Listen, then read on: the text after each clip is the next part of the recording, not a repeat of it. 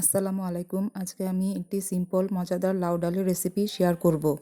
এখানে 1 কাপ ডাল নিয়ে নিয়েছি, যা ধুয়ে আধা ঘন্টার জন্য ভিজিয়ে রেখেছিলাম। এখন ডালটাকে দিয়ে দিব। তারপর 2 কাপ লাউ নিয়ে নিয়েছি, লাউগুলোকে ঠিক এই সাইজ করে নিয়েছি। এখন দিয়ে দিব। এরপর সামান্য হলুদ ও অল্প পরিমাণ লবণ দিয়ে দিব।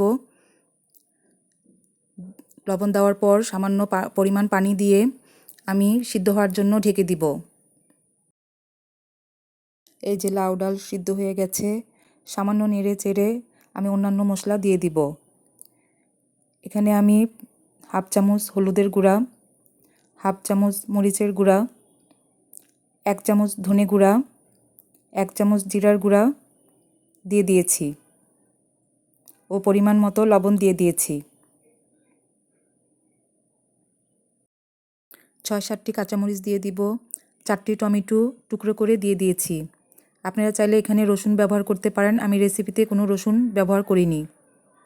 ভালোভাবে নেড়েচেড়ে মশলার সাথে মিশিয়ে নিব ও 10 মিনিটের জন্য ঢেকে দিব।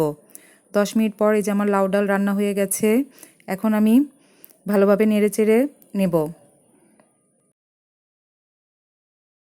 দেখুন দেখতে কত সুন্দর হয়েছে।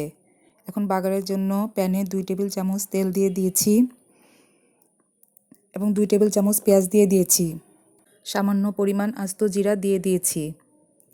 জিরা দেওয়ার পর আমি ভালোভাবে জিরা ও পেঁয়াজ ভেজে নেব। লাল লাল করে ভেজে নেব। এই যে আমার লাল লাল করে ভাজা হয়ে গেছে। এখন আমি ডালে দিয়ে দিব। ডালে দেওয়ার পর আমি একটু নেড়েচেড়ে নিব এবং ধনেপাতা দিয়ে দিব। ধনেপাতা দেওয়ার পর আমি 2 মিনিটের জন্য চুলায় রেখে দিব। এই যে আমার লাউ ডাল রান্না হয়ে গেছে। এখন আমি পরিবেশন করে নিব। আপনারা আপনাদের পছন্দ মতো পরিবেশন করে নিয়েন। এটি গরম ভাতের সাথে খেতে খুবই ভালো লাগে।